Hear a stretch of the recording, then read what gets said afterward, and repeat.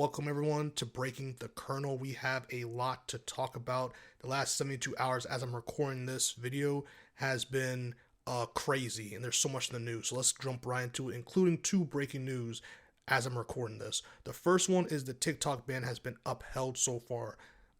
January 19th is the deadline, 2025. It's coming very quickly. We're already in December. And here's my prediction on this. I don't think they're going to sell.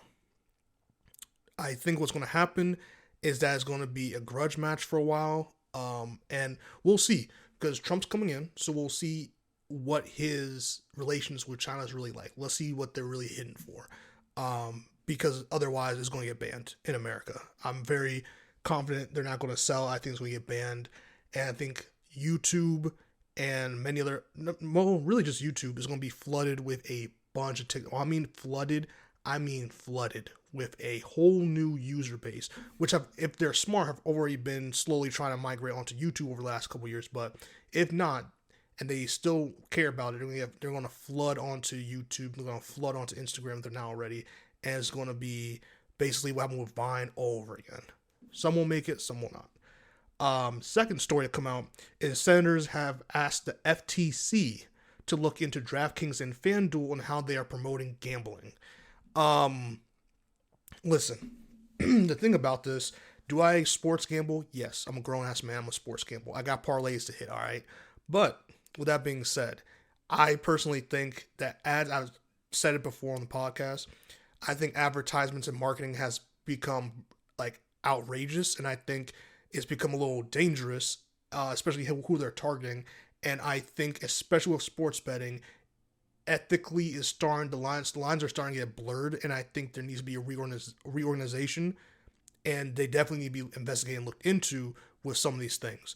Every single, like, ESPN, Fox, like, just every single place seems like it has some kind of relations to sports betting. And obviously there's so much money into it. Why would they not want to take the bag? I mean, there's whole shows that are run by FanDuel and by DraftKings. I mean, it's crazy. And to the point now where you have all these situations where players are betting, you have all these personalities online and on TV have their own, like, betting parlays and stuff like it's so weird. And it's getting to the point now where it's like, I'm not against sports betting. People have addictions and they're going to bet whether it's legalized or not. So I'd rather a legal, better way to monitor this than not. But I do believe how they're marketing it and the ethics is starting to get a little fuzzy, and they need to read into that. So we'll see what comes of that. I really don't know, because sports betting has a lot of money behind it and influence. So we'll see.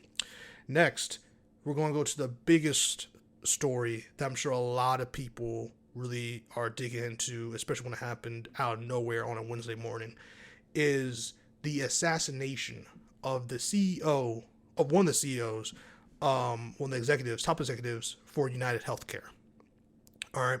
His name was Brian Thompson, was the CEO in question that got assassinated, right, on Wednesday morning as he walked to the company's annual investor conference in New York City. So he was assassinated in New York City. Here's the thing. Online, when it happened, it's still right now, it is not pretty. If you are the family or friend of this individual, do not go online. It is not for you, just for your own sake. People are clowning this man. People are cheering the assassin. People are, it's online's the wild, wild west right now. And here's the thing about that, right? Because I've had discussions about this. I've thought about it over the last couple of days, and I really want to give I try to give a nuanced take on this. I said it before, like when it comes to Donald Trump and some of these other people, Queen Elizabeth, some of these other people, right? When you lead your life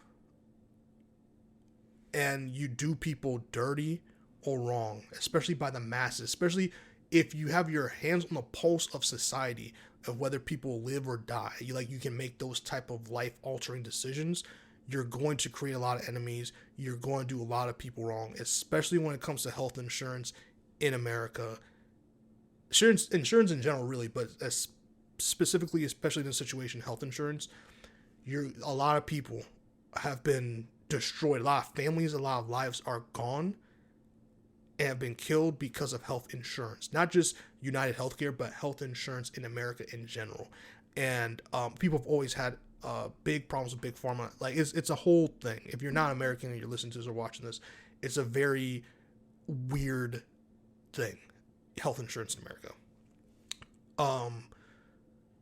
So I'm not surprised that people are what people's reaction online has been. I'm not surprised.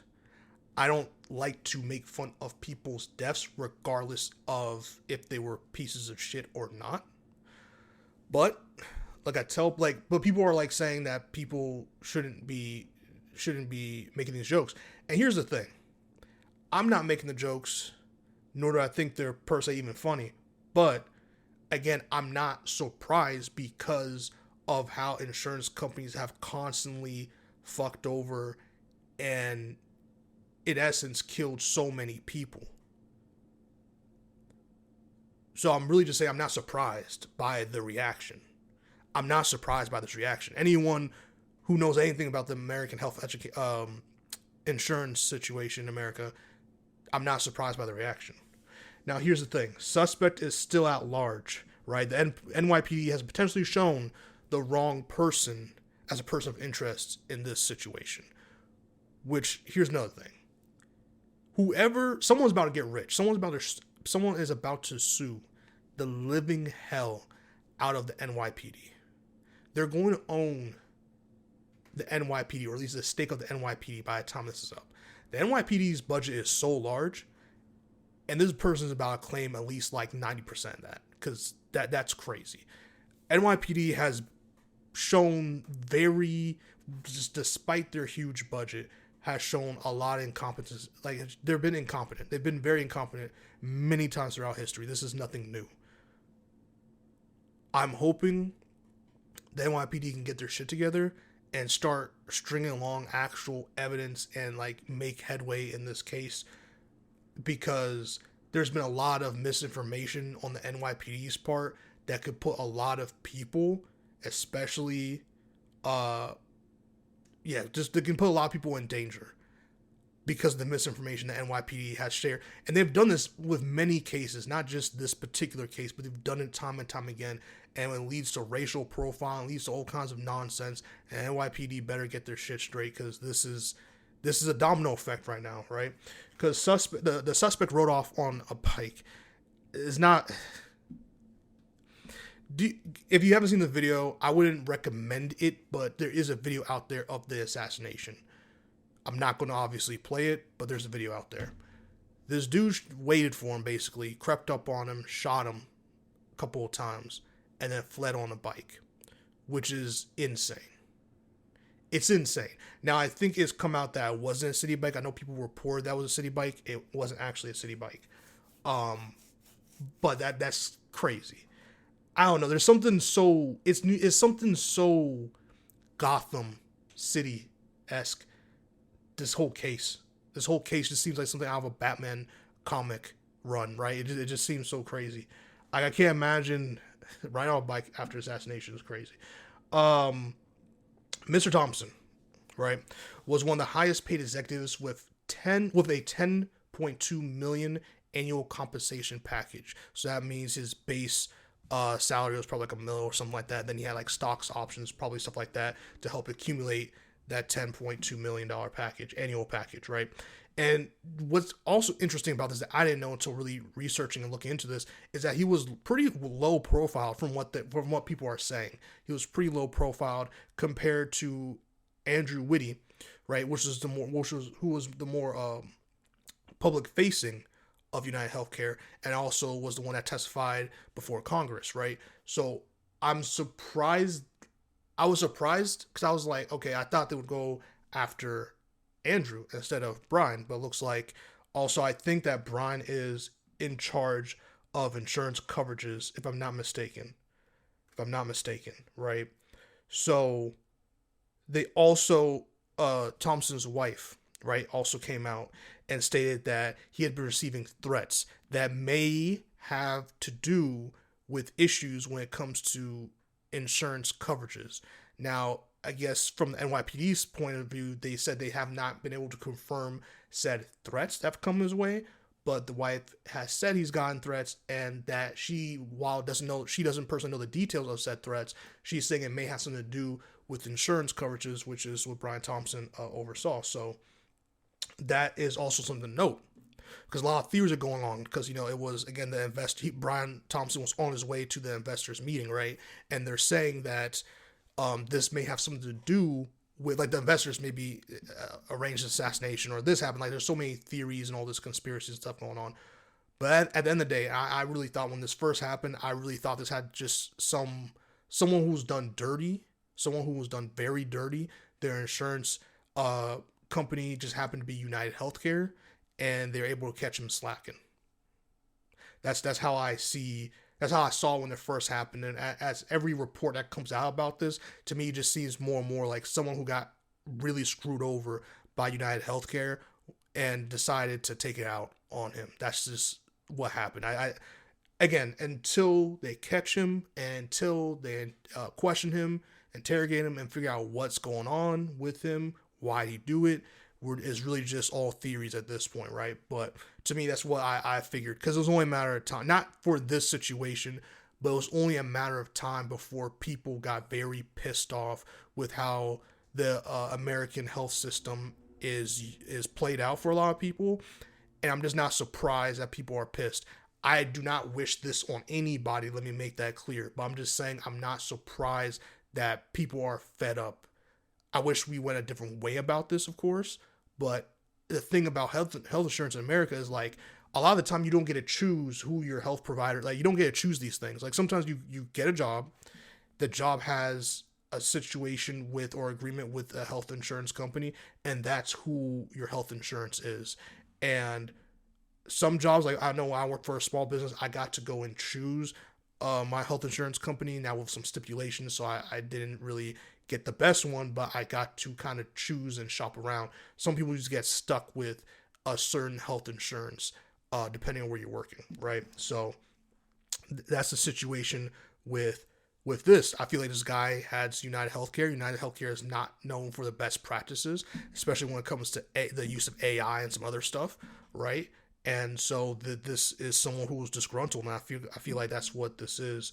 And here's the thing: there's also been something that's very interesting that happened with this, is that the leadership pages from a lot of health insurance companies, including United Healthcare, has taken down their leadership page. They've taken down they'll have a About Us page with pictures of, like, all the people in the top positions, like the executives and chief of marketing or whatever. Like, they'll have all these people. They've taken down those pages.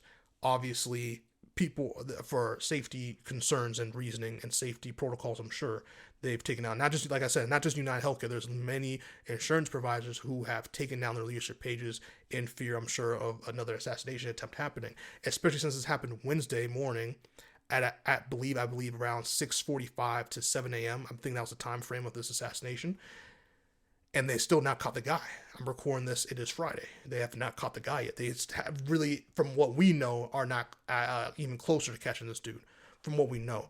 There have been some reports where it seems like he traveled from Atlanta or from Georgia to New York City to do this. That's something that's been thrown around. I'm not too sure if that's been 100% confirmed by the investigation team. I'll look into that more, but yeah, so people are scared. By people, I mean more so insurance companies and leadership. And a lot of insurance companies, while there's pretty much like a task force whose, like, job it is to provide security to a lot of these kind of people, a lot of companies in healthcare, like a lot of insurance companies, especially healthcare companies, do not opt for all their people, like all the executives and stuff, to have, like, security with them. Because Mr. Thompson was walking around without security. He had no security. He was just by himself, which is why this happened, and the assailant was able to bike off afterwards. So there's a lot of reasons why they don't have security. Optics is always the biggest one. Also, some may think it's unnecessary. I don't know what's going to happen now. I really don't know. I don't know if now meetings are going to be only through, like, Zoom / some type of, like, web seminar situation where web chat, where it's like, or video chat, my bad, where they don't have to physically go into the, like, I really don't know when it comes to like the top, like the CEOs, the executives, when it comes to them meeting for be it investors or whatever, it may just be some conference calls type things, because this is dangerous, especially when you don't have security, and situations like this can happen. And here's the thing.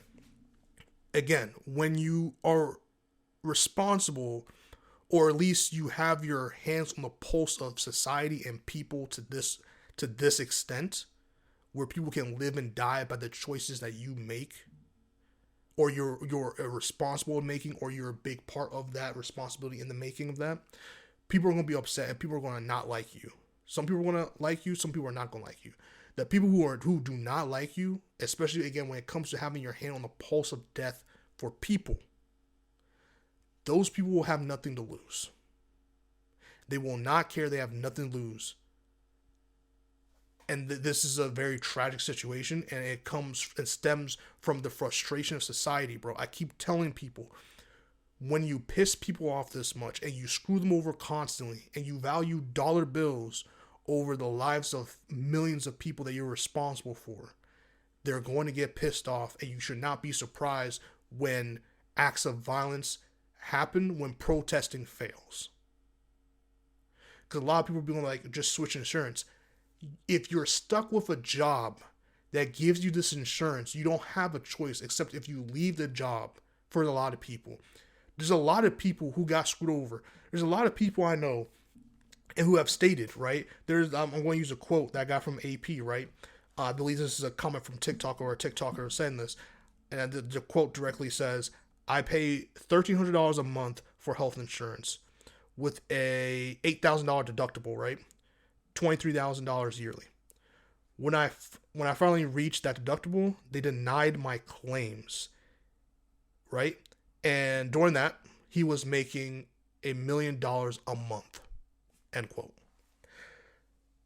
So when you have situations like that, and that's one person saying this, but that's many, that story could be from many people. That statement could be from many people, because there are many people who are not fortunate enough to be able to cover some of these things. There's people who have surgeries or have checkups or have all kinds of things done, and then months later get a bill for like a ridiculous amount of money they thought was covered.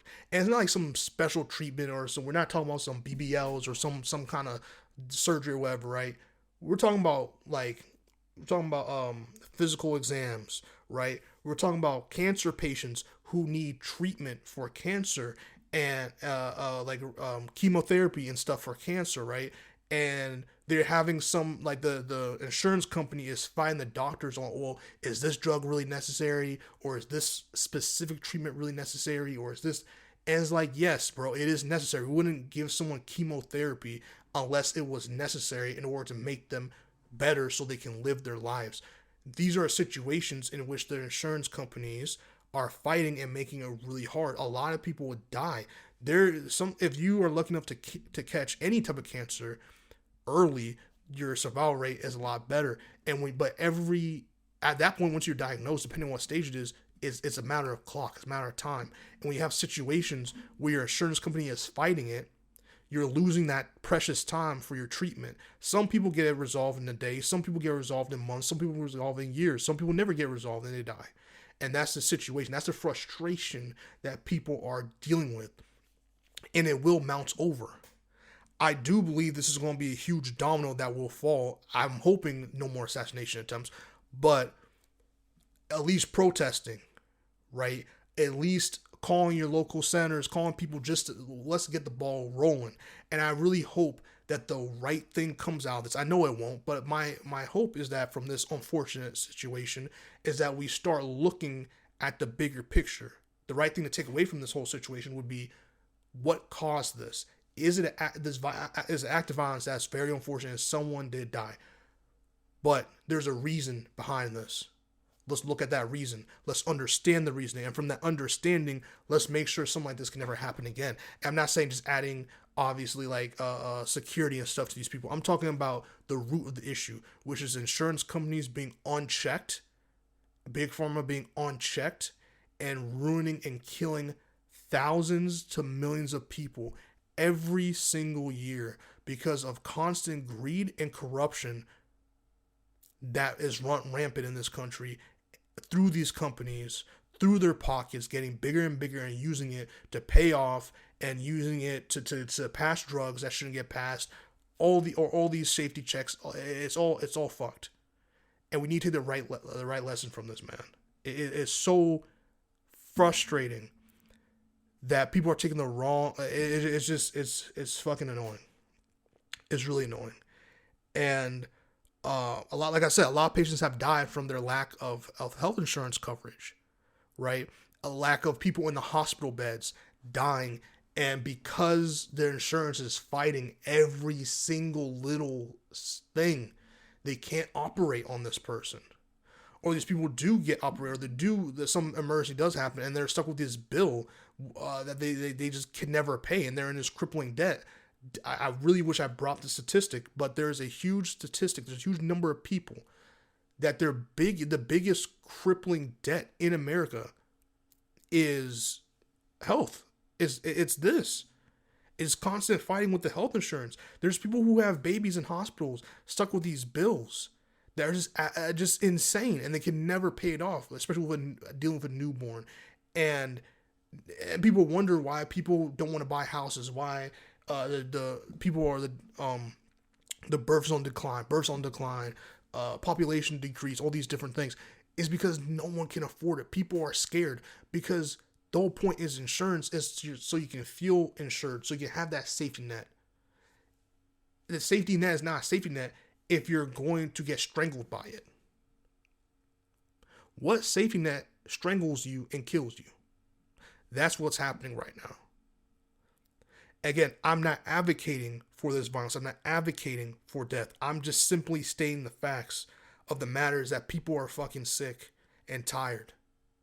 People are sick and tired of every single day. It's a fight. Every single day it comes down to money. What is the point? And then people are saying, well, health insurance companies have a 1% to 3% margin. It doesn't fucking matter. It doesn't fucking matter. If anything, you're proving the case of why universal healthcare should really be looked at, because it's getting to a boiling point, man. It's getting to the boiling point. This man got assassinated, and I'm being very serious that I don't know what is going to happen next with this situation. I don't know if more people are going to rise up and be like, oh, because there has been a response by these health insurance companies taking down their leadership, taking down their About Us pages, right? And doing all these different things. There has been a response, even Blue Cross Blue Shield, right? Who was going to stop covering or insuring anesthesia. I know I just butchered that. After a certain amount of time through surgery, and you have to pick. Imagine you going for surgery, it takes a little longer. And then afterwards, while you're fucking like in the recovery unit, off some of the zippy, right? You're trying to recover. They hit you with a 50% bill. Like, yeah, you had to cover your insurance cover the first hour or two of this surgery. You have to cover the next 2 hours. Nigga missed me with that bullshit, man. Missed me with that bullshit. So they redacted that because apparently the New York City governor or New York governor fought back and pretty much forced them to like, hey, you're not doing this in my state. Like this is some fuck shit. But either way, I mean, that's the kind of greed I'm talking about, man. That's the kind of greed I'm fucking talking. That's insanity. That's not normal. That's not safe. That's very dangerous. If you allow something like that to happen, man, where you can't even cover like anesthesia, bro, there's gonna be so many back door operations. There's gonna be people rushing surgeries. There's gonna be people trying to do all these things in order to prevent this. It's so asinine and dangerous, and that's why situations like this happen, because people are fucking frustrated and scared, and I don't blame them. I don't blame people for being frustrated and scared. I don't blame people for wanting to burn down the village to feel its warmth. I don't blame them, because when you do shit like this, it's tragic. And if you're listening to this and you're thinking, oh well, I've gone screwed over by health insurance, but You don't understand that however shitty your situation is, there's someone and way more people that have even worse situations where they can't even afford health care or they can't get a job that gets them coverage. And so they're on some bullshit, right? I'm telling you, it's not just about you, it's the bigger, you have to look outside yourself in situations like this and understand not everyone is you or your family, bro. There's so many people suffering every fucking day to these people. Every day. And it's an issue. It's a problem. People are you don't understand, man. You just don't. Even if you think you do, you don't. And I really suggest that that's your attitude. Like, you really go out, actually outside, and talk to motherfuckers who have to deal with this. Go to some of you go to these ERs, you go to these urgent cares, you see the line out the door. You see so many people who go to like pharmacy, your local pharmacy, and be cussing out their insurance agents because for whatever reason not covering this medication that you need to survive tomorrow. That's the situation I'm talking about. That's the fucked up thing I'm talking about.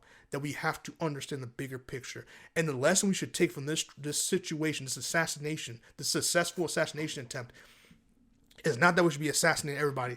It's not that we should just get more security. It's not that we should up this. It's that we need to look at the humanity, like what we're doing to this society and how we can fix it. And that's by getting big pharma, these insurance companies, whether it's auto, whether it's house or real estate, whether it is healthcare, and be like, enough's enough, man. You're bleeding our people dry every day with no actual consequence. Because, and I hate to say this type of shit, at the end of the day, they're going to get someone else in this position to replace this man. And it will be the same bullshit again. We need to take the right lesson from this and figure it out. There's a lot of people hurting, a lot of people who are scared. And even the bullet casings, man, it said, I believe, 2 things were written on them. One of them said delay, and one of them said deny. And if you know health insurance, you know what delay and deny means, because that's all you hear. That's all you fucking hear with these people. And it's starting to catch up with them. It is. Let's move on to South Korea. South Korea, out of nowhere, no one's really expecting this, but what happened with South Korea basically, and I want to condense this, I already spent so much time on the health insurance issue, but I want to make sure I get to this point of it, and I'm still trying to really research and understand the nuances that's going on in South Korea right now. But basically, the president of South Korea called for a martial law, and that was insane. Took everyone by surprise. The international community was basically half of them was asleep when this happened, and people were panicking, like didn't know what the fuck was going on. And basically, a lot led into this. It wasn't just something like it happened out of nowhere, but like the act of martial law happened out of nowhere, but not the act of people getting pissed off that led to him calling martial law. That was a buildup. From what I understand, a couple of things factor into this. One of them being that the president has just not really popular with his people. Also, that his wife, I guess, accepted some expensive gift, like I think it was like a handbag or something. And I believe in their laws, especially for their politicians or maybe for the presidency or whatever, they're not allowed to the gift. Either they're not allowed to accept gifts at all, or there's like a certain money threshold, and that bag or whatever clearly passed that threshold. And people were like, "Yo, it's just adding fuel to the fire." It's just, already someone with not a good look, and that's not popular, just made it more not popular. And his response for that handbag situation, or his wife was really lackadaisical, was kind of bullshit, and people were pissed off because a lot of people are suffering. And I guess he also went to some market to do, the usual political stunts. Like, oh, I'm part of the people. I know how much eggs and bread costs and milk costs. No, you don't. And as you didn't know before you're president because you've been rich for such a long time, you don't know what the fuck you're talking about. You're just a rich asshole, right? Is pretty much what his vibes gave off. So people were pissed about that and protesting with some green onions and shit. It was getting kind of crazy. And then just all that to top it off, basically, if you watch Squid Games, is kind of just a situation of food's getting expensive, society, it's hard to express ourselves. There's all kinds of societal pressures, and the cost of living is getting higher and higher, and it's just getting unbearable for a lot of people, and it's starting to piss people off. So imagine you're in a society that's not doing well financially in terms of your people are suffering, the people are starving, food is really expensive, and then you're out here talking about, oh, this food's cheap, is only cost this much, or you see your wife getting handed like some expensive gift, which is illegal to do, and you see that, you're going to get pissed off.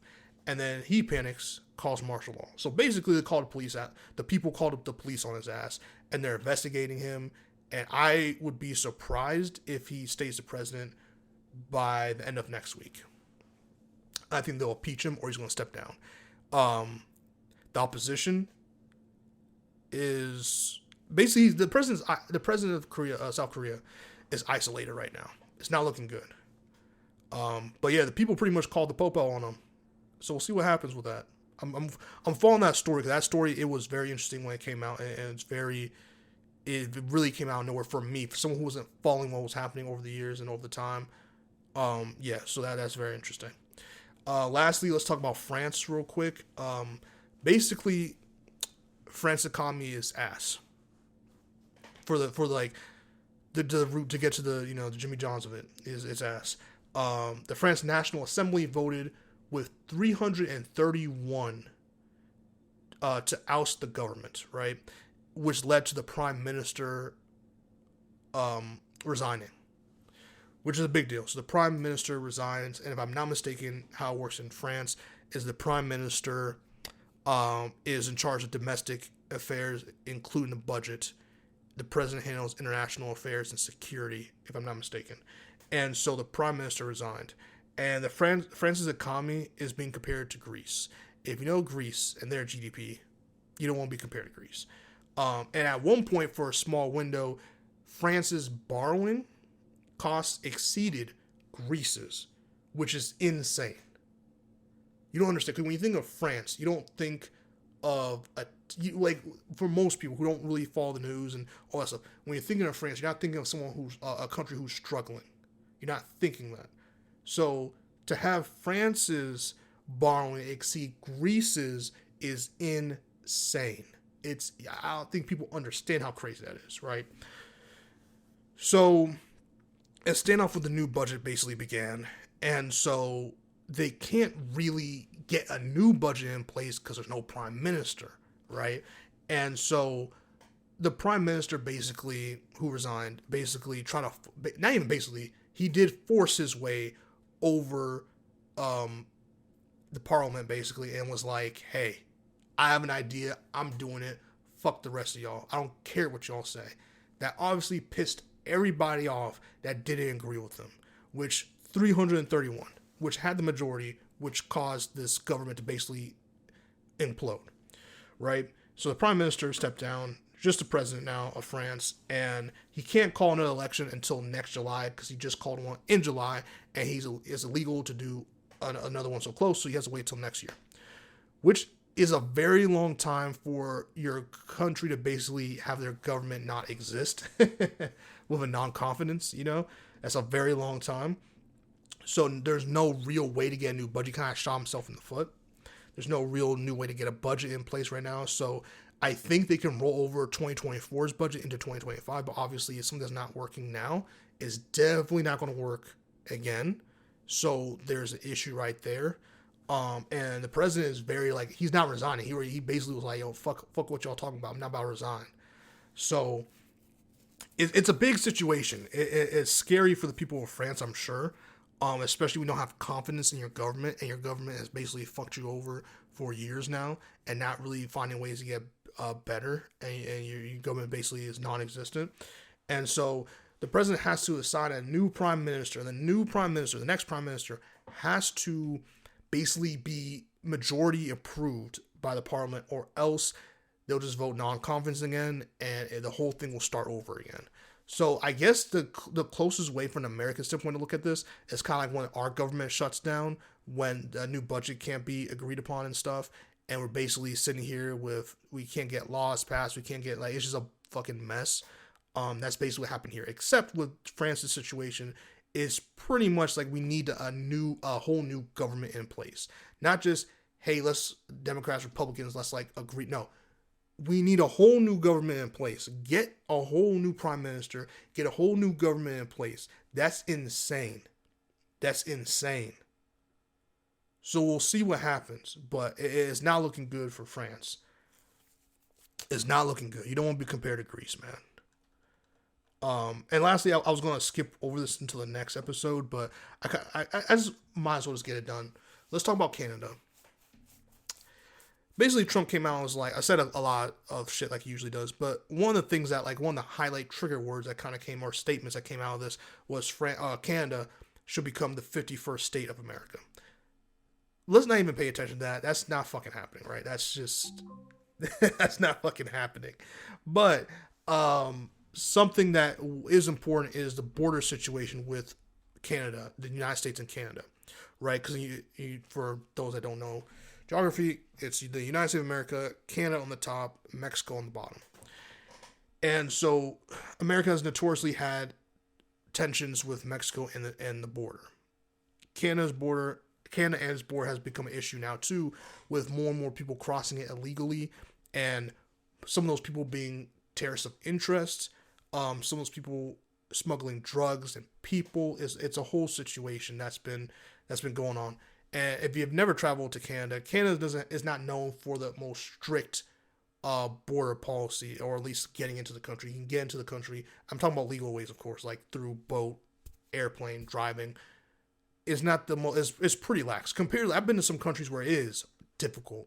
America being one of them, but like I've been to countries where they press you, bro. I've been to England, bro. They press you. I've been to France. Like places will press the fuck out of you to get into their country, bro. Like it ain't no.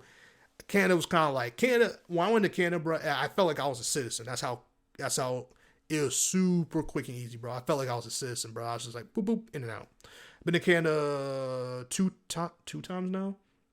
I've been to Canada twice, driven once, and then flew the other time. So I've been to Canada twice in my life. So yeah, and then I've been to Mexico once. No, yeah, I've been to Mexico once, been to Canada twice. And so yeah, it's a huge problem with their border right now, and tensions with that. So they're kind of just like, yo, you need to kind of tighten up your border policy. There's a lot of stuff that y'all are really laxed about. It's not really looking in our favor. And Trump income administration wants to hit that 25%, hit Canada and Mexico with the 25% in tariffs, which, yeah, that's going to be a ride for people. That's going to be a ride. And so Trudeau is basically like, yo, we need to fight the Trump administration. We can't let this fucking slide. We can't give into what the Americans are doing right now. They're on some bullshit right now, basically. And as much as I don't like Donald Trump, and I don't believe in these tariffs and shit he's trying to do, there is a problem when you look at the statistics with the border when it comes to the Canadian and American border, that Canada does need to figure the fuck out. There is some issue that they need to figure the fuck out. But that's kind of like where I begin to end with that agreement, is that they need to figure that shit out. But outside of that, I mean, there's footage out there. We can see footage on cameras that farmers could like farm. Like the Canadian border, you can literally just walk. Like there's a lot of spots in the Canadian American border we can just straight up walk through. And like it's all some grass shit. So like there's cameras where like farmers have on their land and stuff, where you can just see people with suitcases walk in and out. It is fucking insane. So obviously not all these people who are coming into America illegally through the Canadian American border are terrorists or drug smugglers or whatever. That's like, I'm not one of them people. But there is people, and there's been confirmed cases of them getting caught and looking at it. And you can only count people that you catch. You can't count people that you don't catch. So the number doesn't reflect the total number of people who come and cross illegally. So there's a very interesting situation that's very delicate, and that should be handled with delicacy. But outside of that, the whole thing about Canada becoming the 51st state is very laughable. I mean, to say you're going to basically disassemble a whole nation and absorb it into yours like it's fucking 1805 is fucking crazy. I think these 25% tariffs are scaring a lot of people, who is going to be primarily affecting. And I don't think people understand tariffs enough, or like, you know, what it does and what it will do to everybody involved. But yeah, Canada has their own issues right now when it comes to immigration policies and a lot of different stuff. That's really on them to figure. Like it's separate from this particular topic, but just like Canada is not a perfect country. They have their own situations. They have their own frustrations. I mean, the Canadian dollar, bro, is not. I mean, I don't know what it is this second. I remember, I think it was 2 years ago when I was going for like some convention. It was like a $20 difference in my favor in the price. Like I paid $20 less than like than their own people. Like I went to Canada for this convention. It was cheaper for me to go to this convention in Canada than it was cheaper for the Canadians who were already there to pay for that convention. And so it's not looking too good. There's a lot of issues going on right there. And the price for goods is so crazy from what I understand.